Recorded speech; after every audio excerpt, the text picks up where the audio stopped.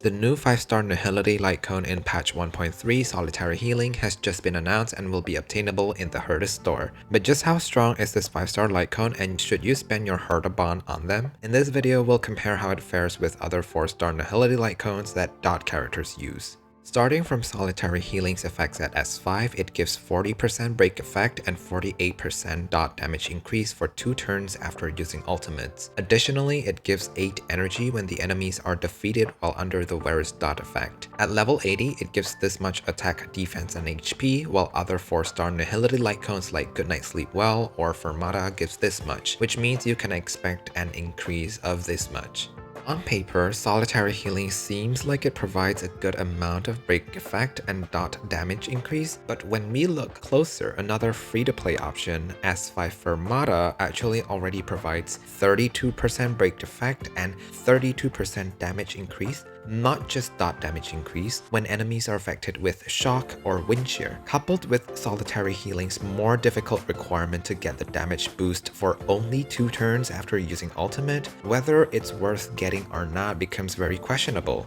And to decide that, let's compare in depth how it fares with other 4-star Light Cones. At the moment, the only characters that might want Solitary Healing are dot Nihility characters, as its effects are centered around dot damage, which means there are 3 contenders that might use this Light Cone, which are Kafka, Sampo, or Luka. Let's start with Kafka. Kafka's best Light Cone is no doubt her signature Patience is All You Need, but we won't be talking about Solitary Healing if we already had it. What we need to compare is Solitary Healing against Fermata or Goodnight Sleep Well, both 4-star Light Cones usually used by her. Kafka doesn't usually run energy regen rope because she wants attack rope to maximize her shock damage. Because Kafka's best team is run with Luka, Sampo, and another defensive character, she usually won't get any energy from other sources. With her skill and talent triggers, she get her ult once every 3 turns. This means that Kafka will always lose out on 1 turn of 48% dot damage increase from Solitary Healing every 3 turns. Now let's compare this with Fermata, which you can easily S5. With Fermata, the 32% damage increase will always trigger because the enemy will always be shocked. Fermata's damage increase also applies to her skill and talent, which also deal considerable amount of damage. You can expect an S5 Fermata to perform better than an S5 Solitary Healing. The 8 energy regen per enemy defeated means that you have to defeat 4 enemies to get her ult at 2 turns, and in MOC you won't see that happening every 3 turns. The 8% break effect is negligible as shock does not have that much break damage anyway. As such, Fermata's consistent 32% damage increase that also applies to Kafka's skill and talent triggers are much more valuable compared to Solitary Healing's inconsistent 48% dot damage increase and 11.1% attack increase in base stats. Compared to an S1 Goodnight Sleep Well, the same logic applies here because Goodnight Sleep Well has an even higher damage boost of 36%. For Kafka, this Light Cone is not worth it, and it's better to use either an S5 Fermata or an S1 Goodnight Sleep Well. How does Solitary Healing look for Sampo?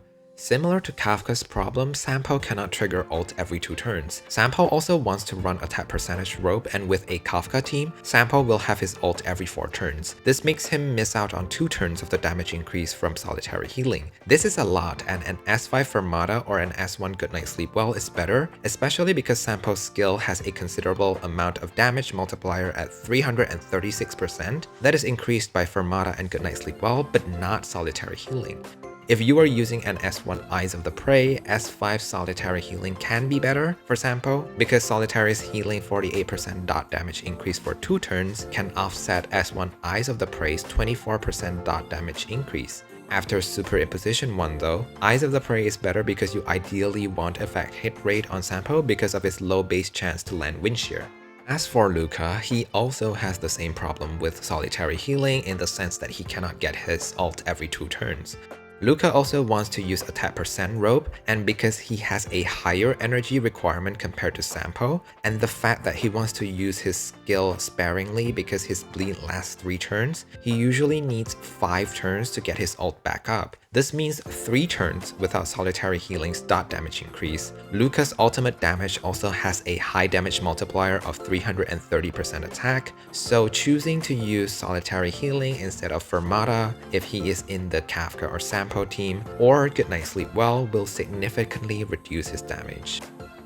All in all, the main drawback of solitary healing is that the current dot characters cannot maintain a 2-turn ult to get the dot damage increase. Not only that, Kafka, Sampo, and Luka's other damage sources like skill, ultimate, or talent triggers make up for a considerable portion of their damage. Solitary healing's break effect is also not substantially better than Fermata, and the current harder MOC content usually containing 1 or 2 elite enemies or bosses mean that the energy regen from solitary healing also doesn't help with the ult problem. I would say that the only upside to solitary healing is the slightly higher defense and HP to increase survivability, because in terms of damage, the other 4-star light cones discussed perform better. In conclusion, I think that solitary healing is not a light cone that is worth getting, and the only time you would need it is if you don't have enough Nihility Light Cones for Kafka, Sampo, and Luka. I think going for the fall of an Eon or cruising in the Stellar Sea is better. I personally will be saving the Herta bond for when I need it in the future and not spend them on this light cone. Let me know if you have any questions and subscribe for more guides.